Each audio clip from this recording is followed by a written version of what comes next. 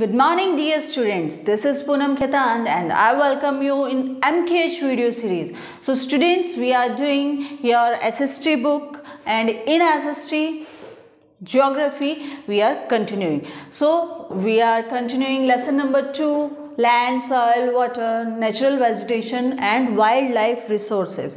So in previous video, in previous class we have completed land. ठीक है, तो land के बारे में हम लोगों ने डिस्कस कर लिया था कि जो लैंड है उसका क्या फॉर्मेशन रहता है, लैंडस्लाइड्स के बारे में, किस तरीके से डिप्लेशन हो रहा है लैंड का और किस तरीके से हम उसे कंजर्व कर सकते हैं. तो ये जो बुक है it's all about resources, whether it is human resources और नेचुरल रिसोर्सेज. तो किसी भी तरीके से जो भी उनको इश्यूज आ रहे हैं, प्रॉब्लम आ रही है, किस तरीके से जो रिसोर्सेज है वो डिप्लेशन हो रहा है उनका, और उस डिप्लेशन को किस तरीके से हम कम कर सकते हैं, कंजर्व कर सकते हैं, उन सभी के बारे में इस बुक के अंदर हम स्टडी करने वाले हैं. और ये ज़रूरी भी है क्योंकि आप अभी ग्रोइंग चाइल्ड है. अगर अभी से आप सभी इन चीज़ों को अपने हैबिट में लेके आएंगे तो आप उसको रिसोर्सेज की वैल्यू समझेंगे, उसको कंजर्व करना सीखेंगे. ठीक है, तो चलिए पढ़ते हैं अब सॉइल के बारे में. सॉइल जो है वो बहुत इंपॉर्टेंट पार्ट है और चलिए बात करते हैं. What is soil? So in one line, the thin layer of grainy substances, the thin line of grainy substances covering the surface of earth is called soil. ठीक है, तो अब यहाँ पे एक थिन लेयर यानी पतली लेयर जो अर्थ का सरफेस है उसके ऊपर जो पतली लेयर है किसकी?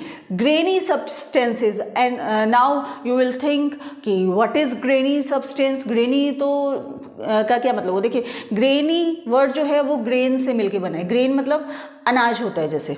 ठीक है, तो ग्रेन्स क्या क्या होते हैं? लाइक व्हीट, राइस, ये सब क्या हैं? ग्रेन्स हैं. तो ये कैसे रहते हैं? थोड़े से दानेदार रहते हैं. तो ऑलमोस्ट वैसा ही ग्रेनी स्ट्रक्चर रहता है और जो अर्थ के सरफेस को ऊपर जो है कवर करती है ये, और थिन लेयर यानी पतली लेयर सॉइल की रहती है. उसको हम क्या बोलते हैं? सॉइल. जिसको हम जो लोकल लैंग्वेज होती है उसके अंदर हम मिट्टी बोलते हैं. ठीक है, तो ये होती है आपकी सॉइल.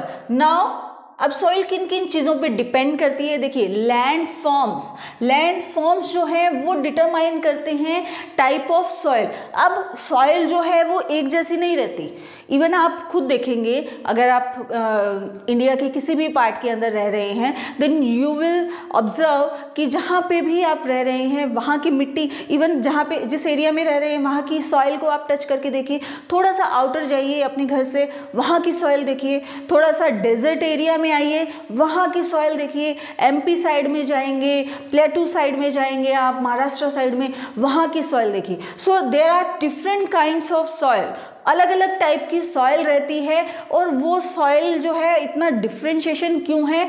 वो किस पे डिपेंड करता है? लैंड फॉर्म्स का मतलब कि जो लैंड है वो उसकी फॉर्म कैसी है, वो किस क्वालिटी की है, वो किस तरीके की है, यानी कौन से क्लाइमेट के अंदर जो है वो आपका लैंड जो है वो लोकेटेड है, उस सारी चीज़ों पे डिपेंड करता है. और उस लैंड फॉर्म्स पे डिपेंड करती है आपकी टाइप ऑफ सॉइल. तो ऐसा नहीं है कि सॉइल का मतलब एक जैसी सॉइल जो है वो आपको ऑल ओवर इंडिया क्या मतलब एक प्रॉपर डिस्ट्रिक्ट के अंदर भी आपको एक जैसी सॉइल नहीं मिलेगी. ठीक है, चलिए अब it's made up of organic matter, minerals, weathered rocks. यानी सॉइल जो है, इट इज़ का मतलब हम सॉइल की बात कर रहे हैं. सॉइल जो है वो किससे मिलके बनी होती है? Organic matter. ऑर्गेनिक मैटर क्या होता है? ऑर्गेनिक मैटर वो होता है जो कि अभी जो है हो सकता है उसके अंदर कोई लाइफ नहीं बची हो, लेकिन बिफोर मैनी ईयर्स जो है उसके अंदर कभी लाइफ रही होगी. तो ऐसी क्या चीज़ हो सकती है जिसके अंदर पहले लाइफ थी और अब नहीं है, और अब जो है वो किसका पार्ट है? सॉइल का पार्ट है. बताइए क्या चीज़ हो सकती है? यस, वो हो सकते हैं प्लांट्स का जो वेस्ट होता है या एनिमल का वेस्ट होता है. यानी जो इवन एनिमल जब मर जाते हैं तो भी वो क्या हो जाते हैं? पार्ट ऑफ सॉइल हो जाते हैं. धीरे धीरे ओवर द पीरियड जो है वो मिट्टी गिरती रहती है, उड़ के आती रहती है, रेन हो गई तो वो चीज़ें नीचे दबती रहती हैं. ऐसे ही हम ह्यूमन जो है, आपको पता है कि बहुत सारी सिविलाइजेशन आई और गई. कुछ ना कुछ ऐसे डिजास्टर हुए कि ह्यूमंस जो हैं वो भी हम अर्थ के अंदर ही जाते जा रहे हैं। तो ओवर द पीरियड क्लाइमेट के चेंज से, वेदर के चेंज से सारी चीज़ें ऊपर आती जाती हैं। प्लांट्स जो हैं वो डिके हो जाते हैं, ट्री जो है वो डिके हो जाते हैं, गिर जाते हैं, तो उनके ऊपर चीज़ें गिरती रहती है। होता है ना ऐसा? आप कोई भी एक चीज़ जो है वो कुछ ऐसी मिट्टी वाली जगह पे रख दो तो आप देखोगे 2 दिन बाद में भी अगर आपको देखोगे तो उसकी लोकेशन जो है वो आपको थोड़ी डीप मिलेगी। क्यों? क्योंकि धीरे धीरे उसके ऊपर क्या कर रही है, मिट्टी गिर रही है। और जो सॉइल है वो एक 1 ईयर का प्रोसेस नहीं है। आप अगर सोचें कि आज सॉइल है, इसको मैंने यहाँ से गिराया, मिट्टी उड़ के फिर आ जाएगी, नहीं, वो मिट्टी उड़ के तो आ सकती है लेकिन उसका फॉर्मेशन जो है वो 1 ईयर का प्रोसेस नहीं है। 1 सेंटीमीटर सॉइल जो है इट टेक्स 100 ऑफ ईयर्स। मतलब ऐसे नहीं बन जाती सॉइल को बनने के लिए बहुत सारे ईयर्स लगते हैं उसकी फॉर्मेशन के अंदर। तो उसमें क्या क्या मैटर होते हैं? ऑर्गेनिक मैटर, जैसे जो मैंने बताया आपको कि चाहे ह्यूमन बींग्स हैं, चाहे प्लांट्स हैं, या वो चीज़ें जिनमें कभी लाइफ हुआ करती थी लेकिन अभी नहीं है, तो वो टाइम के साथ साथ में अर्थ के अंदर यानी सॉइल के अंदर नीचे दबती चली गई। फिर आते हैं मिनरल्स जो होते हैं, उनका कॉम्बिनेशन होता है। फिर होता है वेदर्ड रॉक। अब वेदर्ड रॉक क्या होता है? वेदर का मतलब क्या होता है? वेदरिंग जो है वो एक प्रोसेस है। क्या प्रोसेस है? यहाँ पे दिया हुआ है मैंने बॉक्स में, the breaking up and decay of exposed rock. देखिए क्या होते हैं, बहुत सारे माउंटेन्स हैं, ठीक है। माउंटेन्स जो हैं वो भी धीरे धीरे किसी ना किसी रीज़न की वजह से कटते रहते हैं, ठीक है। जैसे वो 100 साल पहले थे, उसकी जो शेप है, पोजीशन है, वो वैसी नहीं है, टूटते रहते हैं ना। जो पहाड़ है वो भी टूटते रहते हैं, किसकी वजह से? रेन हुई, एक ही पर्टिकुलर जगह पे जो वाटरफॉल हो रहा है तो उसकी वजह से वो टूट जाते हैं। फिर टूटते टूटते वो उसके और पार्टीशन हो जाते हैं। पार्टीशन होने के बाद में वो छोटे छोटे सब्सटेंसेस के अंदर, पार्टिकल्स के अंदर डिवाइड हो जाते हैं। फिर वो पार्टिकल्स क्या करते हैं, या तो थोड़ा सा ब्लो करके उड़ जाते हैं, दूसरे एरिया में अपनी जगह बना लेते हैं, या फिर अर्थ के अंदर यानी सॉइल के नीचे जो है वो धीरे धीरे दबते रहते हैं। उनका डिके होता रहता है। डिके मतलब वो और छोटे छोटे पार्टिकल्स के अंदर डिवाइड हो जाते हैं। तो उस प्रोसेस को, चाहे वो रोक का हो, चाहे जैसे मैंने बताया आपको ऑर्गेनिक मैटर्स जो है, ह्यूमन्स का, प्लांट्स का, हम लोगों का जो जितना भी वेस्टेज है, तो वो उन सब का जो एक्सपोज होना, डिके होना, ये प्रोसेस जो कि बहुत टाइम ले रहा है, उसको बोलते हैं वेदरिंग, ठीक है। तो उसको बोलते हैं वेदर रॉक, मतलब जो रॉक्स बहुत टाइम लगा के जो है वो सॉइल के रूप में आ गई है। ये सब प्रोसेस बनने के बाद में आपकी क्या बनती है? सॉइल बनती है, ठीक है। Now, the right mix of mineral of organic matter make the soil fertile। यानी आपकी जो सॉइल है उसके अंदर कितने मिनरल्स प्रेजेंट हैं। मिनरल्स मतलब जो हम आयरन बोलते हैं, कॉपर हो गया, ठीक है, ये सब क्या है? मिनरल्स हैं, जो कि हम अपने फूड के जब उसके अंदर जब एग्रीकल्चर करते हैं, हम क्रॉप उगाते हैं, उसको हम फूड के साथ में अपने अंदर लेके जाते हैं, ठीक है।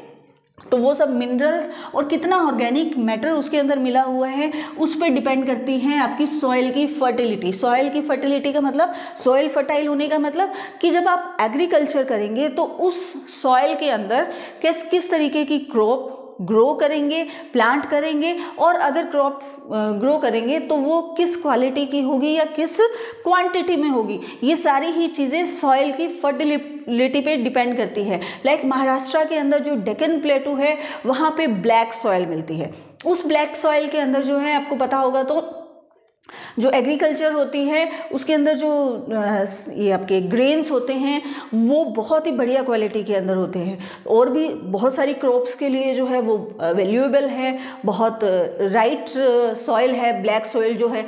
तो वो डिपेंड करता है कि वहाँ पे पर्टिकुलर टाइम पे कुछ ऐसा हुआ होगा कि बहुत ऑर्गेनिक मैटर रहा होगा, बहुत मिनरल्स रहा होगा रिच, और बहुत लंबा प्रोसेस चला होगा, जिसकी वजह से वहाँ की सॉइल जो है वो बहुत फर्टाइल है। ओके स्टूडेंट्स, तो एक क्वेश्चन, 1 लाइन क्वेश्चन भी आता है कि जो सॉइल की फर्टिलिटी है वो किस पे डिपेंड करती है, तो क्या जो है वो सॉइल को फर्टाइल बनाता है? So you can say the right mix of minerals of organic matter make the soil fertile. Weathering पे भी एक शॉर्ट क्वेश्चन बन सकता है कि व्हाट इज वेदरिंग, तो इस तरीके से ये आप आंसर लिख सकते हैं। अब देखेंगे कि एक्चुअल में ये जो सॉइल है उसका फॉर्मेशन क्या होता है, ये इसका प्रोफाइल बोल सकते हैं। ठीक है, सॉइल का प्रोफाइल क्या है तो देखेंगे। ये कुछ पार्ट कट किया हुआ है, लाइक अर्थ का जो हल्का सा पार्ट, इसको हमने इस तरीके से कट कर लिया है। अब ये क्या है, ये टॉप लेयर है बिल्कुल अर्थ का, जो जैसे ये जो अर्थ है ना, इसका मान लीजिए इतना पार्ट मैंने ये ले लिया, इसको आपको समझा रही हूँ, ठीक है। तो ये जो टॉप लेयर है ये क्या है, टॉप सॉइल, यानी जो ऊपर ऊपर हम लोगों को दिखाई देती है, जो थिन लेयर होती है, क्या होती है, विद ह्यूमस एंड वेजिटेशन। ये वो एरिया है जहाँ पे आप क्रॉप ग्रो करते हैं, ट्रीज ग्रो करते हैं, प्लांट ग्रो करते हैं, उसको हम क्या बोलते हैं, टॉप सॉइल। तो इसकी एक्चुअल में इसकी क्वालिटी अगर अच्छी होगी तो आपकी जो एग्रीकल्चर है या जो भी आप ट्री ग्रो कर रहे हैं, प्लांट्स ग्रो कर रहे हैं, कोई भी क्रॉप ग्रो कर रहे हैं, इस टॉप सॉइल पे डिपेंड करती है। ये जो टॉप सॉइल है इसमें क्या प्रेजेंट रहता है, इसमें ह्यूमस प्रेजेंट रहता है, मतलब मॉइस्चर प्रेजेंट रहता है, ठीक है। क्योंकि जब भी कुछ हम लोग इरिगेशन कर रहे हैं या रेन हो रही है तो वो सबसे ज़्यादा पानी यहाँ पे रहेगा ना, ऑल्दो वो धीरे धीरे सीप होकर नीचे जाता है, लेकिन सबसे ज़्यादा ह्यूमिडिटी क्या रहेगी, मॉइस्चर कहाँ रहेगा, टॉप सॉइल के अंदर रहेगा। और वेजिटेशन मतलब ये जो भी प्लांट्स है या जो भी ग्रो हो रहा है उसको वेजिटेशन बोलते हैं, तो ये टॉप सॉइल के अंदर इंक्लूड रहती है। फिर थोड़ा सा नीचे आप हल्का सा थोड़ा सा खोदेंगे, अगर मिट्टी को इतना तक आप खोद लेते हैं तो ये आ जाती है आपकी सब सॉइल। क्या आ जाती है, सब सॉइल। अब सब सॉइल जो है वो क्या हो सकती है, सैंड मतलब रेत हो सकती है, सिल्ट मतलब, क्योंकि ये जो पार्ट है ये मॉइस्चर को होल्ड करके रखता है, सब सॉइल जो है मॉइस्चर को ज़्यादा होल्ड करके रखता है। तो यहाँ पे सिल्ट मतलब गीली मिट्टी बोल सकते हैं, जिसको थोड़ा सा कीचड़ बोलते हैं ना, तो मिट्टी के अंदर पानी अगर मिल जाएगा तो वो सिल्ट का रूप ले लेगा। एंड क्ले भी सेम, जैसे जो चिकनी मिट्टी होती है उसको हम क्ले बोलते हैं, ठीक है।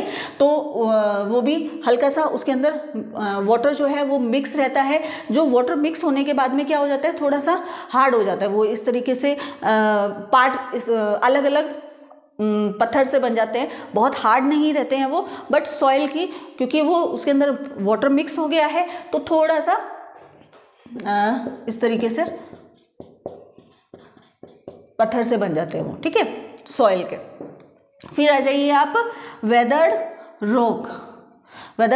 वही जो इतना प्रोसेस हुआ जिसकी वजह से ये सॉइल बनी है, ये वेदर्ड रॉक मटेरियल है। यानी ये मटेरियल जो है अभी भी थोड़ा सा रॉक की फॉर्म में, थोड़ा सा हार्ड फॉर्म में यहाँ पे अवेलेबल है। और ये जैसे जैसे थोड़ा इसके पार्टिकल्स होते जा रहे हैं, ये बढ़ता जा रहा है, बारीक होता जा रहा है, वैसे वैसे ये टॉप सॉइल का रूप ले लेगा। फिर आती है पेरेंट रॉक मतलब ये जो रॉक थी, ये मतलब जो उसकी क्वालिटी थी जिससे ये वेदर होके जो है वो ऊपर की तरफ टॉप सॉइल जा रही हैं, ये हो गई आपकी पेरेंट रॉक। तो ये होता है प्रोफाइल सॉइल का। अब हम पढ़ते हैं फॉर्मेशन ऑफ सॉइल, ठीक है। So let's talk about factors of soil.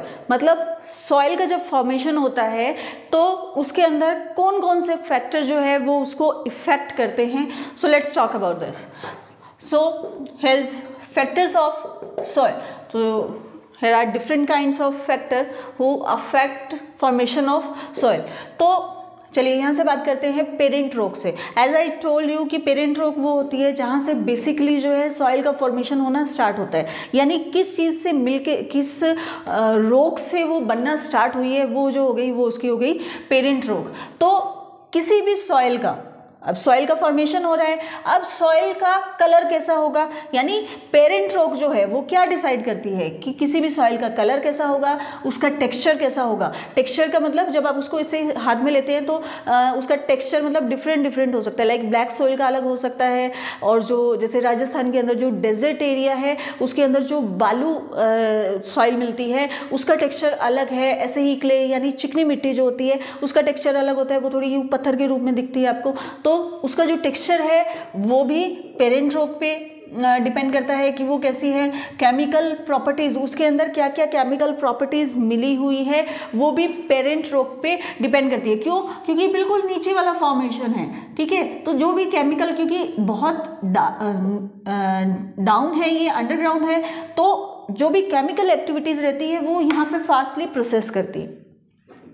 तो ये सारी चीज़ें आपको पता होनी चाहिए कि किसी भी सॉइल का कलर, टेक्सचर, केमिकल प्रॉपर्टीज जो है वो कौन डिसाइड करता है, कौन सा फैक्टर है जो उसको इफेक्ट करता है, that is parent rock. Next one is relief. Relief यानी जो सॉइल का एल्टीट्यूड है, यानी कौन से एल्टीट्यूड पे मिलेगी, उसका स्लोप कैसा रहेगा, अक्यूमुलेशन ऑफ सॉइल जो है उसकी बाइंडिंग कैसी रहेगी, वो सब किस पे डिपेंड करता है, रिलीफ पे डिपेंड करता है। ठीक है, फिर आती है flora and fauna and micro organism, यानी रेट ऑफ ह्यूमस फॉर्मेशन, कि कोई भी सॉइल जो है उसके अंदर कितनी ह्यूमिडिटी रहेगी, कितना फॉर्मेशन रहेगा मॉइस्चर का, वो किस पे डिपेंड करता है, फ्लोरा फोना, यानी जो प्लांट्स उसके अंदर गए हैं, जो सॉइल बनने के लिए जो भी ऑर्गेनिक मैटर गया है, और उसके अंदर कितने माइक्रो ऑर्गेनिज्म प्रेजेंट है जिनका प्रोसेसिंग हो रहा है, उस पर डिपेंड करता है ह्यूमस, यानी उसकी ह्यूमिडिटी यानी मॉइस्चर जो है वो कौन डिसाइड करता है, फ्लोरा फोना या और माइक्रो ऑर्गेनिज्म डिसाइड करते हैं। फिर आप देखेंगे टाइम। अब टाइम जो है वो क्या डिसाइड करता है, देखिए जितना टाइम लेगी कोई भी सॉइल बनने में, यानी सॉइल को बनने में जितना टाइम लगता जाएगा उसकी थिकनेस उतनी ही होती जाएगी। ठीक है, आप अगर कोई पुरानी जगह पे आप देखेंगे, कोई बहुत पुरानी जगह पे आप जाएंगे तो वहाँ पे अगर सॉइल आप निकालेंगे ना, तो उसकी सॉइल, अब जो एक सॉइल निकाल रहे हैं वो एक जैसी सॉइल बहुत दूर तक मिलेगी, फिर बहुत दूर तक आपको डिग करने के बाद में दूसरी काइंड ऑफ वहाँ की क्वालिटी, यानी जो वेदर रॉक मिल रही है या सब सॉइल मिल रही है, उसकी थिकनेस जो है पर्टिकुलर एक लेयर की वो बढ़ती जाएगी। तो वो डिपेंड करता है टाइम, यानी उस सॉइल को बनने में कितना टाइम लगा है, वो फैक्टर डिसाइड करता है कि उसकी थिकनेस कैसी रहेगी। फिर क्लाइमेट, जो कि बहुत ही मेन फैक्टर है, सारे ही बहुत इंपॉर्टेंट है। क्लाइमेट के अंदर क्या क्या आता है, टेम्परेचर क्या है, जो जिस पर्टिकुलर एरिया के अंदर आप सॉइल की बात करें उस एरिया का टेम्परेचर क्या है, वहाँ पर कितना रेनफॉल हो रहा है, रेट ऑफ वेदरिंग, यानी वेदरिंग जो ये प्रोसेस हुआ था, जो डिके हो रहा है ऑर्गेनिक मैटर्स का, प्लांट्स का, इन ह्यूमस की क्रिएटिविटी हो रही, जो क्रिएशन हो रहा है, ये प्रोसेस कितना टाइम लगा रहा है, तो उस पर डिपेंड करता, वो कौन डिसाइड करेगा, क्लाइमेट। ठीक है, तो ये कुछ फैक्टर्स थे सॉइल के जो ये डिसाइड करते हैं कि सॉइल जो है वो किस तरीके की होने वाली है। तो अब हमने ये तो पढ़ लिया कि कौन कौन सॉइल क्या होती है, उसके फैक्टर्स क्या होते हैं जो कि ये डिसाइड करते हैं कि सॉइल जो है वो किस क्वालिटी की होगी, किस टाइप की होगी। बट एज यू नो कि हर नेचुरल रिसोर्स के अंदर डिप्लेशन होता जा रहा है, उसका डिग्रेडेशन हो रहा है, तो सॉइल का भी डिप्लेशन हो रहा है, डिग्रेडेशन हो रहा है, यानी उसकी जो क्वालिटी और क्वांटिटी दोनों ही क्या हो रही है, कम हो रही है। और सॉइल जो है वो रिन्यूएबल रिसोर्स तो है, लेकिन ये बहुत टाइम लेता है। इसको आप जैसे विंड या वाटर की तरह साइक्लिंग प्रोसेस नहीं है इसका कि बहुत जल्दी से ये रिन्यू हो जाए। तो it takes so much, so many years, even 100 और 1000 ऑफ ईयर। सो इसके डिप्लेशन को और डिग्रेडेशन को रोकना बहुत ज़रूरी है। तो फर्स्ट हम इसके रीज़न पढ़ते हैं और फिर हम देखेंगे कि हम इसको कंजर्व कैसे करें, किस तरीके से इसके डिग्रेडेशन को हम रोक सकते हैं। So let's start. So you can see here degradation of soil, यानी सॉइल जो है वो उसकी क्वालिटी और क्वांटिटी क्यों डिग्रेड हो रही है, डिक्रीज हो रही है। सो कुछ रीज़न है, soil erosion and depletion. Soil erosion जो है वो सबसे बड़ा रीज़न है कि किसी भी रीज़न की वजह से जो सॉइल होती है वो अपना प्लेस चेंज कर देती है, जहाँ पे है आज वहाँ पे ना होके अपनी दूसरी किसी भी रीज़न से वहाँ पे दूसरी एरिया में वो चली जाती हैं। तो उसके बहुत सारे रीज़न हो सकते हैं। फ्लड की वजह से चली जाती है, जैसे जो डेजर्ट एरिया है वहाँ पे तो उसको फ्लड की ज़रूरत ही नहीं है, वहाँ तो हवा के साथ में ही चली जाती है। तो ये कुछ रीज़न हैं जिसकी वजह से वो अपना मॉइस्चर जो है वो होल्ड नहीं कर पाती है और अपना जगह या प्लेस जो है वो चेंज करती रहती है। डिप्लेशन मतलब कट रही है, कमी हो रही है उसके अंदर। तो ये रीज़न है।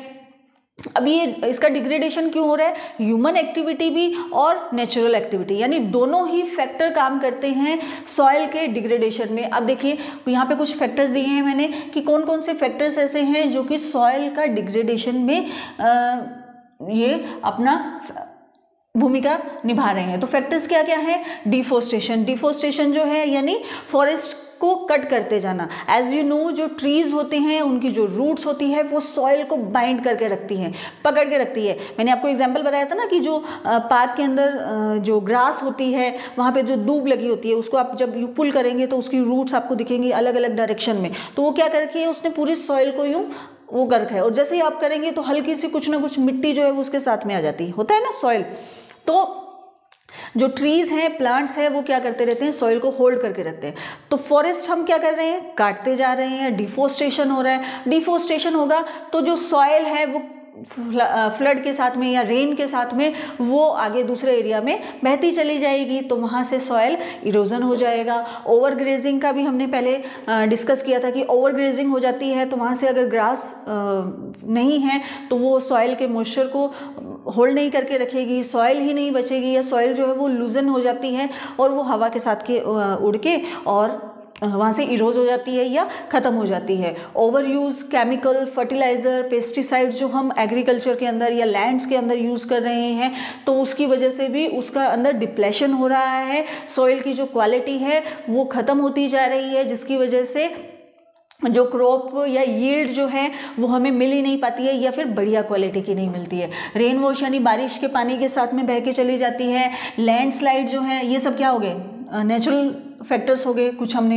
ह्यूमन फैक्टर्स पढ़े। तो लैंडस्लाइड्स की वजह से जो है वो सॉइल जो है यानी पूरा का पूरा जो इवन पार्ट जो होता है वही बह के दूसरी जगह पे चला जाता है स्लाइड होकर।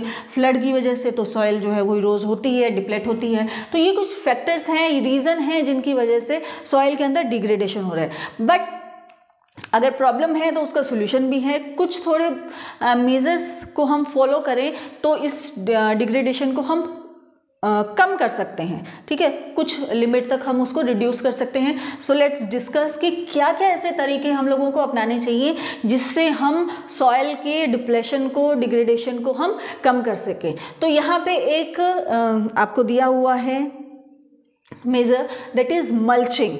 मल्चिंग क्या होता है, ये बोल रहे हैं कि आप जिस तरीके से लाइक यहाँ पे ये आपका फील्ड है, यहाँ पे आपने कोई भी क्रॉप कुछ उगा रखी है, तो ये जो बीच में गैप छोड़ते हैं ना, बीच में जो गैप है वहाँ पे क्या कीजिए आप कुछ ऐसे पार्ट जो है ऑर्गेनिक मैटर या कुछ इस तरीके का स्ट्रॉ क्या होती है, सूखी घास जो होती है ना, घास या कुछ भी ऐसा वेस्ट जो कि प्लांट के सूख जाने के बाद में जो बच जाता है उसको स्ट्रॉ बोलते हैं। तो उसको आप यहाँ पे लगा दीजिए। उससे क्या होगा, ये ऑर्गेनिक मैटर है, ये सॉइल के मॉइस्चर को होल्ड करके रखेगा। यानी ये एरिया क्या पड़ा है, बेयर पड़ा है, जहाँ पे क्रॉप उगी हुई है वहाँ पे तो हम वाटर भी दे रहे हैं, या जो प्लांट है वो या वेजिटेशन जो है वो सॉइल के मॉइस्चर जो है वो मेंटेन कर रही है, रिटेन करके रख रही है। लेकिन जो बेयर एरिया है वहाँ पे क्या कर रहा है, डायरेक्ट सनलाइट पड़ रही है या इवेपोरेशन हो रहा है, जिसकी वजह से ये लैंड जो है, जो बेयर एरिया हम छोड़ रहे हैं, गैप छोड़ रहे हैं, वो क्या होगा, अपना मॉइस्चर जो है वहाँ से डिप्लेट हो जाएगा।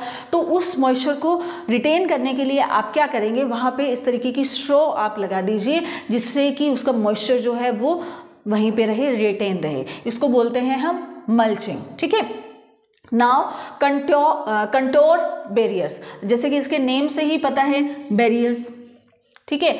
तो जब भी आप एग्रीकल्चर करें, कुछ इस तरीके की फार्मिंग करें, तो वहाँ पे बिल्कुल जैसे यहाँ पे स्ट्रॉ लगाइए तो सिर्फ स्ट्रॉ ना लगा के कुछ भी और भी चीज़ें जो हैं वो आप इस तरीके से जो भी बेयर लैंड है वहाँ पे लगा दीजिए, यानी बैरियर लगा दीजिए, ताकि कुछ भी पानी या कोई भी चीज़ जो एक्स्ट्रा जो है वो इधर से उधर मूव नहीं हो, उसका मॉइस्चर जो है वो वहीं पे रहे, ठीक है।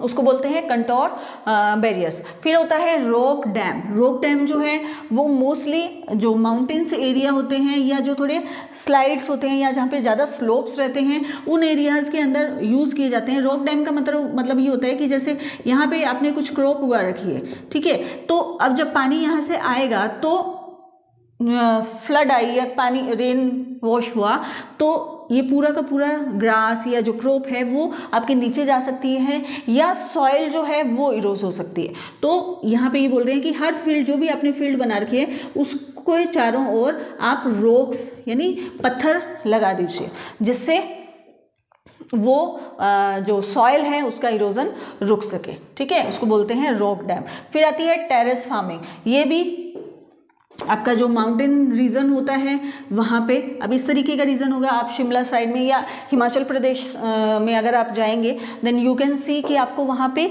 दूर से जब आप रोड पे चल रहे हो, दूर के अंदर आपको बहुत सारे ग्रीन ग्रास के एरियाज दिखेंगे, यूँ लग रहा है कि एग्रीकल्चर हो रखी है। और इस तरीके से जैसे स्टेयर्स होती है ना, अब ये एरिया को इन्होंने इस तरीके से बना रखा है, ठीक है। अब यहाँ पे क्या करते हैं कि जो माउंटेन्स होते हैं, रॉक्स होती हैं, उनको कट करते हैं, कुछ एरिया को प्लेन कर देते हैं। इस एरिया इतने एरिया को प्लेन कर दिया, अब यहाँ पे क्रॉप उगाई, फिर एक स्टेप और गए, इस इतने एरिया को प्लेन कर दिया, यहाँ पे क्रॉप उगाई, फिर इसको इतने। तो इससे क्या हो रहा है, क्योंकि माउंटेन पे अगर इस तरीके का स्लाइड है तो यहाँ पे क्रॉप ग्रो करना इट्स अ टफ जॉब है ना। एक तो ग्रो करना और एक ऐसे इस तरीके से प्लेन्स पे ग्रो करना वो इजी है और क्रॉप भी अच्छी यील्ड देगी। बट एक प्रॉब्लम हो सकती है, अगर आप इधर भी करें तो क्या होगा, रेन आएगी, पानी इधर से गया नीचे चला जाएगा, यहाँ पे तो होल्ड करेगा ही नहीं, और वाटर के साथ साथ में सॉइल जो है वो भी इरोज होकर नीचे चले जाएगी। तो ये जो टेरेस फार्मिंग है ये क्या करती है, इस तरीके से स्टेप बनाते हैं, माउंटेन्स को कट कर करके एक पर्टिकुलर इतना मतलब कुछ एरिया को स्टेप बना लिया, फिर दूसरे वाले को दूसरा स्टेप बना लिया और वहाँ पे क्रॉप ग्रो करते हैं। तो एक तो वाटर आएगा तो पहले यहाँ रुकेगा, वो होल्ड करेगा, फिर जो एक्सेस रहेगा वो नीचे वाले एरिया पे आ जाएगा, फिर जो वहाँ से एक्सेस होगा वो नीचे वाले एरिया, तो डायरेक्ट वो नीचे नहीं आएगा। स्टेप बाय स्टेप, इसको स्टेप बोलते हैं ना, घर में स्टेयर्स होती है ना, सीढ़ियाँ होती है, हम क्या जाते हैं पूरा एक थोड़ा सा एरिया होता है वहाँ पे हम स्टेप रखते हैं, फिर दूसरे स्टेप पे जाते हैं, तो बिल्कुल वैसे ही, बट ये थोड़ा सा ज़्यादा एरिया होता है क्योंकि हम यहाँ पे एग्रीकल्चर कर रहे हैं। तो इस तरीके से इससे सॉइल इरोजन नहीं होता है, जो फ्लड का जो प्रॉब्लम है वो सॉल्व हो जाता है कि पानी जो है वो ये होल्ड भी करके रखेंगे जितना ज़रूरत है और एक्स्ट्रा पानी भी नहीं यहाँ पे रुकेगा। तो ये बहुत ही बढ़िया टेक्निक है जो कि मोस्टली हिली एरियाज़ के अंदर इसी मेथड से फार्मिंग होती है, ठीक है। इंटरक्रॉपिंग, अब इंटरक्रॉपिंग क्या होता है, इंटरक्रॉपिंग का मतलब होता है एक ही फील्ड में आप एक ही तरीके की क्रॉप नहीं उगाएं, ठीक है, एक जैसे ही क्रॉप नहीं उगाएं।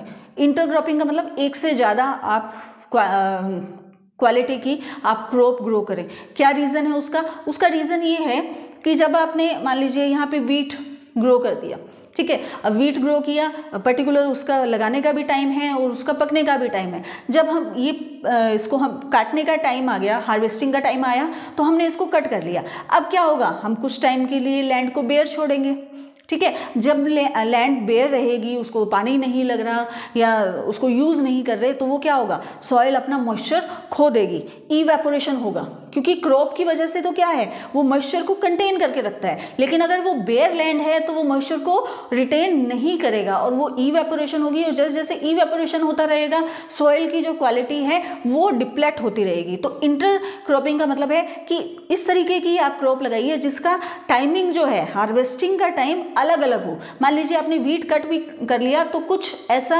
क्रॉप जो है उस फील्ड पे हो जिसको जो कि कुछ टाइम तक रहे, जब तक वो रेडी हो रही है तब तक आप दूसरा क्रॉप उसके अंदर ग्रो कर दीजिए, ताकि जो एग्रीकल्चर की लैंड है, फार्म्स जो हैं वो बेयर नहीं रहे और अपना मॉइस्चर जो है वो रिटेन करके रखें, ठीक है। तो ये भी एक बहुत बढ़िया मेथड है। फिर आप देखेंगे कंटोर प्लॉविंग, ये भी आपको जैसे बताया कि कंटोर का मतलब कि इस तरीके के बैरियर्स लगा सकते हैं, और जैसे ये थोड़े से स्लोपी जो एरिया होते हैं, जब आप इस पे यहाँ पे फील्ड ये लगा रहे हो ना, जैसे टेरेस फार्मिंग कर रहे हो लाइक, तो टेरेस फार्मिंग कर रहे हो या फार्मिंग कर रहे हो तो ये बोल रहे हैं कि आप इस तरीके से फार्मिंग मत कीजिए।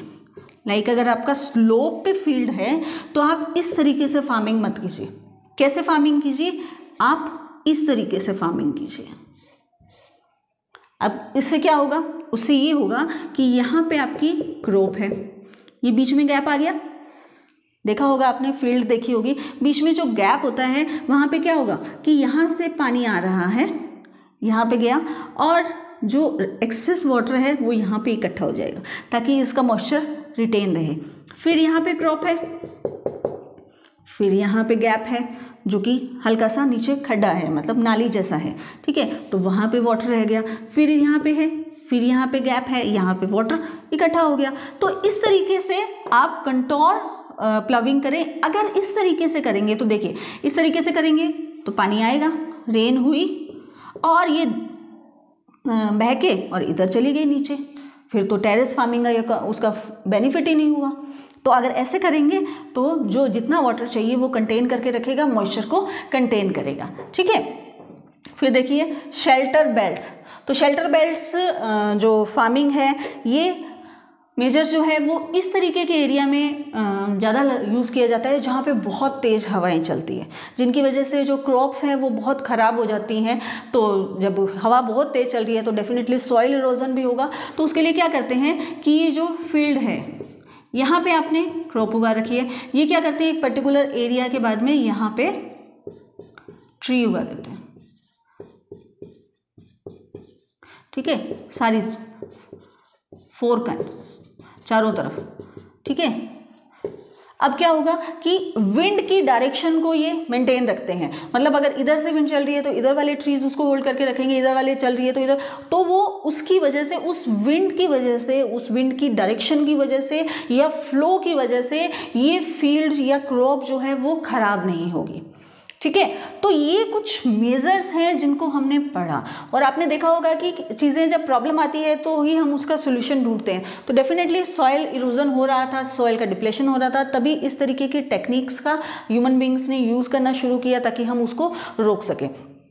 तो it was all about soil. Soil के बारे में हमने पढ़ा कि सॉइल क्या होती है और क्या क्या फैक्टर्स होते हैं जो उसकी क्वालिटी को डिसाइड करते हैं, क्या क्या चीज़ें होती हैं जिसकी वजह से डिप्लेशन होता है, उसका डिग्रेडेशन होता है, और उस डिग्रेडेशन को हम रोक कैसे सकते हैं, उसके सारे मेजर्स हमने पढ़े। तो सॉइल से रिलेटेड जितने भी पॉइंट्स हैं हमने उसको कवर कर लिया है। तो आप इनके नोट्स बना के उसको लर्न कीजिए। अब हम नेक्स्ट लेक्चर में क्या पढ़ने वाले हैं, वाटर, वेरी इंपॉर्टेंट एस्पेक्ट, ठीक है। तो इसके बारे में पढ़ेंगे। तो मैंने बोला ही था आपको कि हम स्टेप बाय स्टेप चलेंगे और पूरा क्लियर करते चलेंगे, कोई भी चीज़ें हम उसको अंदर छोड़ने वाले नहीं हैं। तो इसको एग्जाम पॉइंट ऑफ व्यू से ही हम साथ में कर रहे हैं। So students, I hope you like this video. मिलते हैं नेक्स्ट वीडियो में। Till then take care, thank you.